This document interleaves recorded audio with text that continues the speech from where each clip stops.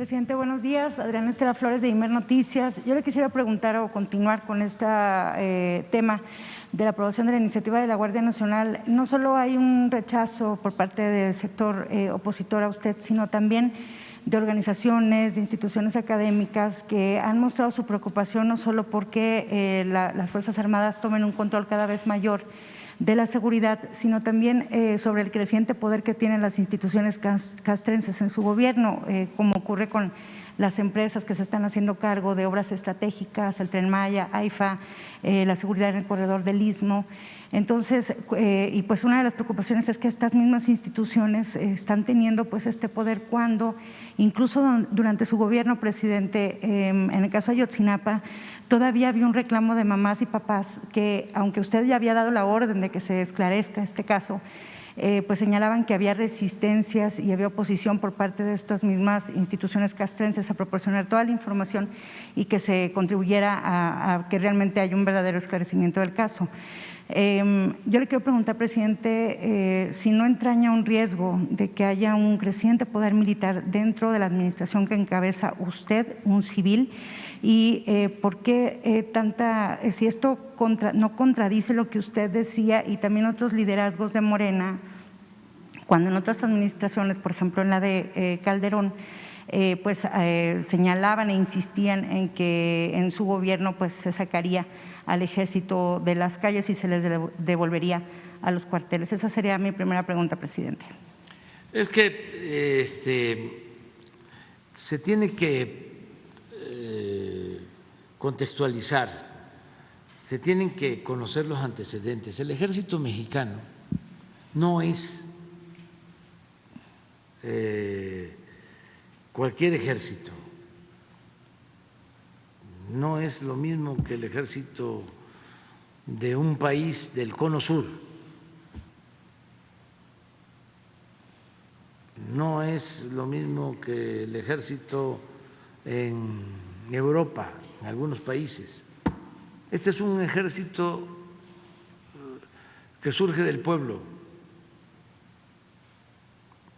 Por eso digo que son pueblo uniformado.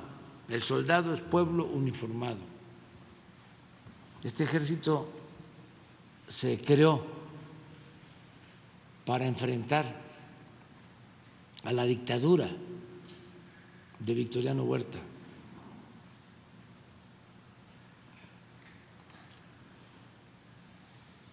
Así surgió. Del ejército surgió uno de los 3 mejores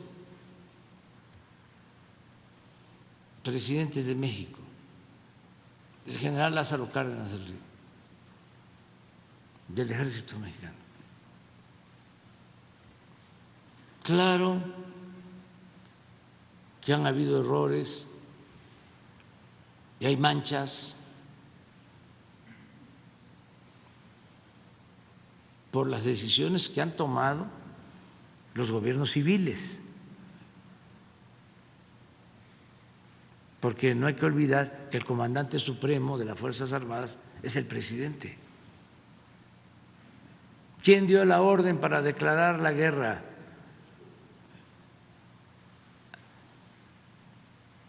Al narcotráfico. Calderón. Y estaba prohibido por la Constitución.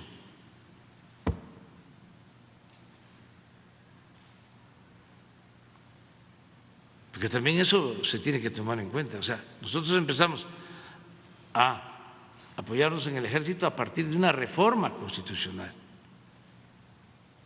que se llevó a cabo y de nuevas leyes. Pero antes se usaba al ejército en tareas de seguridad pública y estaba prohibido. Entonces, hay que tomar en consideración eso, hay que tomar en consideración dos cosas también. Una, de que los militares no se enriquecieron en el periodo de mayor saqueo en la historia de México.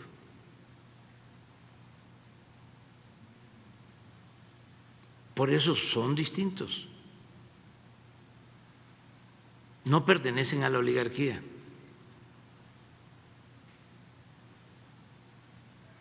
Y otro elemento, para hablar con mucha claridad,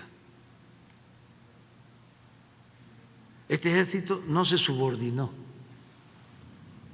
a ninguna potencia extranjera. No se volvió apéndice de ninguna agencia ni de ningún ejército de ningún país extranjero. Este fue un ejército independiente,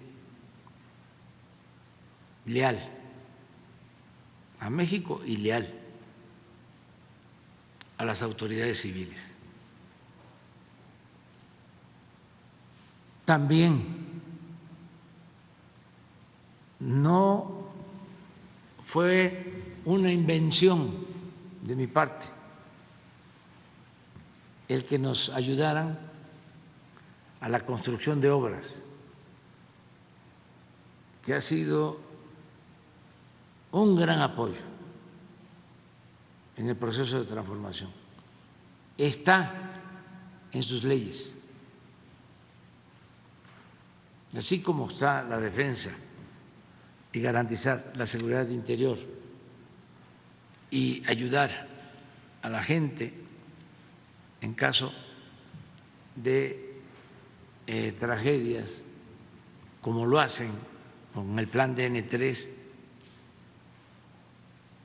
son los primeros en llegar cuando hay inundaciones, temblores. Hay una función, creo que es la quinta función, a ver si está en la ley interna del Ejército, que es la contribución al desarrollo del país. Y esa no se aplicaba. Cuando llegamos nosotros, ¿qué me encuentro? Pues que no hay capacidad de ejecución de obras, porque la mayoría de las empresas las habían echado a perder, empresas nacionales y extranjeras, corrompidas. Entonces, ¿cómo hacemos un tren, el Tren Maya, que va a significar hacer en 5 años lo que les llevó a los españoles a hacerlo en 20?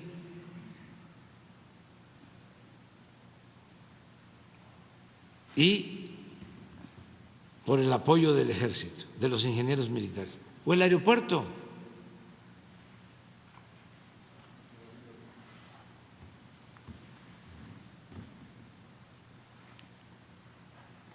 ¿2 años y medio un aeropuerto? ¿El mejor aeropuerto de América Latina? ¿Cómo les molesta eso? Entonces se desplaza, ¿no? ¿Qué hace el ejército haciendo aeropuertos? Pues es mejor que esté recibiendo órdenes para masacrar al pueblo, como era antes.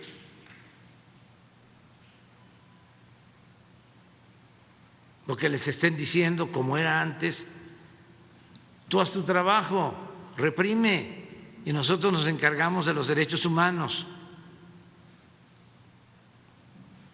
Y ahí no había nadie que cuestionara. Ahorita me acuerdas de lo de, no sé si sea cierto, de un dirigente del Estado de México que ahora resultó que es escritor, como Carmen Aristegui y como Denise y como Catón, ya se volvió escritor como Vargas Llosa. No sé si es en el Reforma. Pero bueno, termino nada más diciéndote esto. Mira,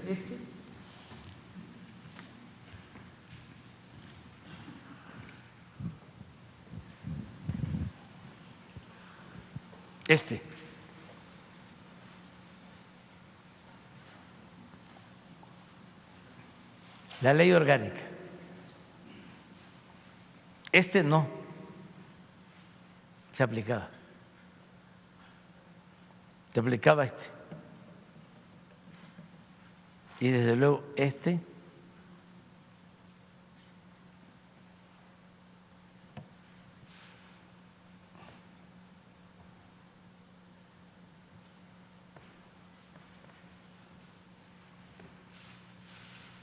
y nos están ayudando muchísimo en eso.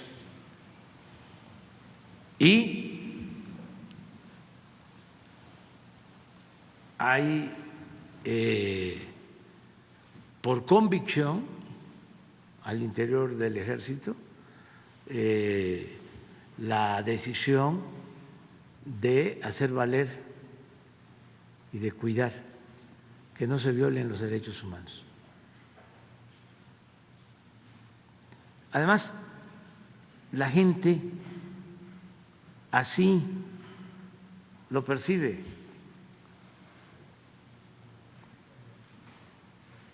¿Quiénes no? Sí, respeto, ¿no? Pues quienes tienen un nivel de politización o tienen agravios o están ofendidos por actitudes del ejército mexicano o de los ejércitos. Lo que pasó precisamente en Chile, en Argentina, en el Cono Sur, en los 70, los golpes de Estado. Pero eso es otra cosa completamente distinta. Y depende también del presidente. Si el presidente ordena la guerra, pues entonces sí, se cometen graves violaciones a los derechos humanos, como sucedió durante el gobierno del presidente Calderón y también durante el gobierno del presidente Peña. Esto de Ayotzinapa, por ejemplo. Las mamás y los papás reprochaban que aún con